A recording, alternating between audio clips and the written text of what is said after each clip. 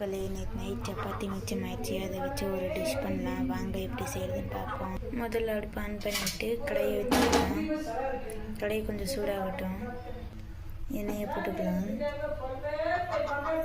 எண்ணெய் சூடாகட்டும்.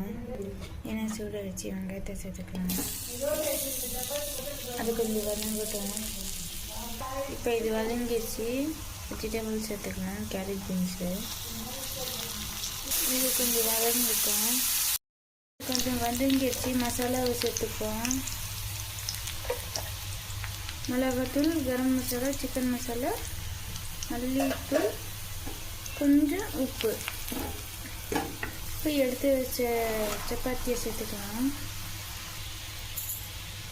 அது கொஞ்சம் வதங்கிடுச்சு. இப்போ ஒரு முட்டையை சேர்த்துப்போம். சேர்த்து மிக்ஸ் பண்ணிக்கலாம். ரெடி ஆயிடுச்சு மக்களே. சாப்பிட்டு பார்த்து கமெண்டில் எப்படி இருக்குன்னு சொல்லுங்கள். அடுத்து என்ன டிஷ்ஷு செய்யலாம்னு கமெண்டில் டேக் பண்ணிட்டு போங்க. நாங்கள் அதை செஞ்சு காமிக்கிறோம்.